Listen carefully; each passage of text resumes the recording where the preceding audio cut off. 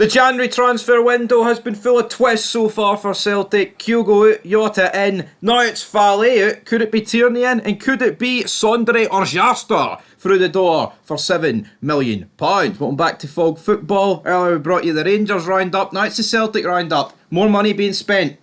More money being spent by Scottish champions. Sounds like a pretty good deal to me. Get rid of Valle, bring in Tierney. I mean, that would almost complete the perfect January transfer window. All they need now is someone to replace Kyogo, and they're absolutely flying. So, congratulations to them. We'll get on to Sondre Oraron. He is a winger, he's not a striker, so he's not a direct replacement for Kyogo. Does that mean... It's important you get that right, because apparently I got the position wrong the other day, and people weren't too happy about it. About who? The Danish guy. The Danish? Sjøsgarden? Yeah. He's I believe I said he was a centre-back. No, he's a striker, mate. Yeah, well, I know that now, obviously, after reading the comments. That's good. Well, this guy's definitely a left winger, right? I said Jota and Kyogo were both going to be confirmed, by the way, in the same day, and that happened to be true, so... I see. Jambo Bear. I got one thing right, I just got the position. He's on the fucking ball, right? Don't worry about it. But, where are we going to begin here? Let's begin with Kieran Tierney, right? So, with Valle being recalled to Barca, he's now going to Coma. Obviously managed by Fabregas. I believe they've actually got quite a lot of players. Ferran, but I believe he actually ended up retiring this year. So, that's good for Valle, because I believe he will feature more. But, he featured quite a bit at Celtic. Yeah, the longer the season went on, the more game time he was beginning to get. So, I think this could just be a matter of maybe Barca believe the rumours with Tierney and Celtic are true. And obviously, if that does happen, Valle, his game time is going to be pretty much non-existent. Also, the key thing is, it's not really a Celtic decision. It's down to Barca. So if Barca want to recall him... Yeah, that's what I'm saying. So maybe they're thinking, if Kieran Tierney's going to go to Celtic, we may as well just recall him. Yep, now, Fabrizio Romano tweets it, like, here we go, Kieran Tierney. Basically, everything's signed, but it's looking like the summer. And I think this is a weird one, because you've got rid of... Well, I say you've lost Valle. Tierney might sign this window, but it's looking more like the summer.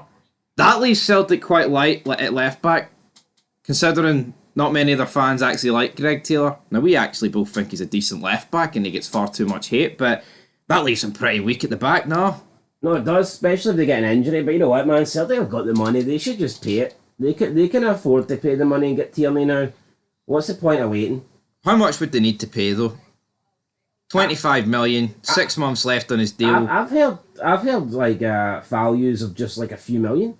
Which if that's the case, why wouldn't you pay that? Yeah, you know what you do. I think see if it's like 2 or 3 million, go and pay it. I'd say anything up to 5. Celtic have got the cash. They can afford to bring in Tierney right here, right now. I get it. If it's more than that, then yeah, it probably does make sense to wait till the summer. But come on, you went and wasted a shitload of money on Adam Medea, so why would you not bring in Kieran Tierney? Very true, but what you've got to bear in mind is as well with this Kieran Tierney deal is this Champions League run that Celtic are on, there's no guarantee this happens next year. You need to strike now while the iron is hot. And that's with your best players. Get Kieran Tierney in for the knockout stages right here, right now, because Kieran Tierney, he is better than Greg Taylor. There's no two ways about it. Is he up to full fitness? No. But here, you sign him, you get minutes under his belt ahead of these knockout games. It's a no-brainer for me, you're right. Celtic literally laugh. They got Jota back on a free, essentially, because they lost Kyogo for nothing. Well, they sold Kyogo, but they brought Jota back for the same fee. It's like they've got buckets of money, so why not? You're right, why not just go out and sign Kieran Tierney for like 3-5 million? It's a no-brainer, man. Got to happen. Kieran Tierney could be the difference between Celtic making it through the playoffs and not making it through the playoffs. Yep. Therefore, for me, it is a no-brainer that they sign him. No, absolutely. Now, wait, has Kieran Tierney played for Arsenal in the Champions League? I don't believe so. I don't think so. Actually, I think he came on against Zagreb. So would he be cup tied, or is it because no, it doesn't work in the Champions League. Cup tied. It only works if you go from the Champions League to the Europa League, which to me makes no sense. Work out on it. That's what it used to be, the rule. That's retarded. It is retarded. Yeah, but you're right. Tierney can't play against Villa, even though, Villa's the Mora. Well, he can play in the really relevant. The important one's the playoffs, isn't it? So. Yeah. Anyway, I think Celtic, it makes sense for them to go and get Tierney, but we'll have to wait and see in that. But let's talk about the £7 million bid that they've put in. Not for the imaginary centre-back, it's for the left winger, 21-year-old Sandre Oraron, playing at Sarpsborg 08 in the first tier of Norwegian football. I'll be honest, I don't know a lot about this guy, but the fact that Celtic have bid £7 million for him tells me he must be alright. Market value of €6 million. But you know what, man? We've seen with Celtic that bidding that kind of money doesn't necessarily mean you're getting a good player. Oh, yeah, of course not. We've seen Celtic pay five. I mean, look at Ajeti. I know it's a bit longer ago. Look at Barkas. Sometimes you get the better players cheap. Yep, I think $7 million for a position you don't need right now is weird. I mean, let's be honest, man. You've got Jota, you've got Maida. The best business Celtic have probably done was when they brought in Vickers and Jota, both for $7 million. But they had the hindsight of the loan deals first, and actually knowing that these players were good. Yeah. I mean, I think ideally that's the way you'd want to go forward. But you run the risk of, if you bring in a loan player, you run the risk of them being that good that, like, either their value goes skyrockets or the parent club that's loaned them out decide, no, we actually want to keep him now.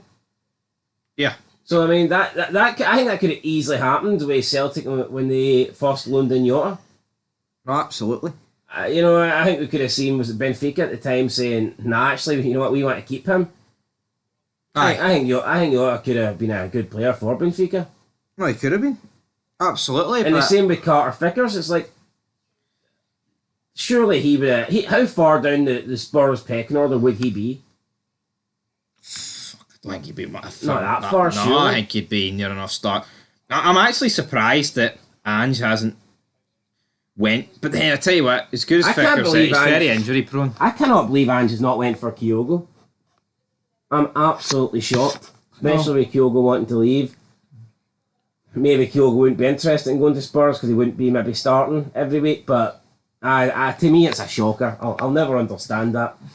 But anyway, point being, the loan deals can work, but sometimes they can also backfire if the player turns out to be too good.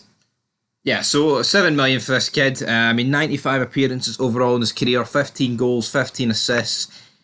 I mean, it looks like a decent prospect, but it's just a position I don't think Celtic need. You've got so many good wingers now, especially adding Jota. I'm just surprised. Here, if Celtic bring in Tierney, sign this guy for $7 million, and bring in that striker for like 10, fucking hell, what they building there? Well, what they're building is a great team. Palma apparently will leave this window though as well, so maybe they're just trying to, get replacements for him. Potentially, but I mean, you've also got the likes of Forrest and Yang, albeit. True, but there's a bit of a drop-off there, isn't there? Especially in Champions League. There is. But you know what? I mean, see, when you're Celtic, I just don't think you have the luxury of being able to swap your front three in the 60th minute and bring on three players that aren't going to bring down the quality. I've seen that's what fans were saying. Someone came on Super Scoreboard and said that they would bring in another like three attacking options because like the front three starting 11's great, but when they change them out at the 60th minute mark, they're weakening the team big time. But not even the best teams in the world, like when you change your three attacking players in your starting 11, naturally you're just going to get weaker. No, absolutely. It is very rare that you have two wingers and a striker sitting on the bench that are equally as good as the ones you have starting. No, I think that's a Fantasyland thing. No, it is a Fantasyland. I think it can maybe work up front when you bring on a different sort of striker, but a winger's a winger at the end of the day. They're either good or they're bad.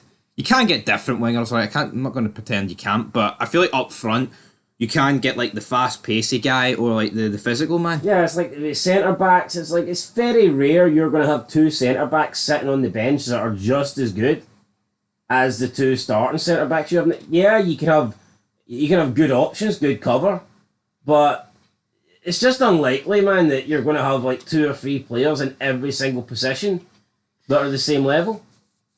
Absolutely. Right, guys. That's how football works. That is where we're going to leave it. We're back soon with some more content. There'll be more deals getting announced, I'm sure of it. So until next time, peace.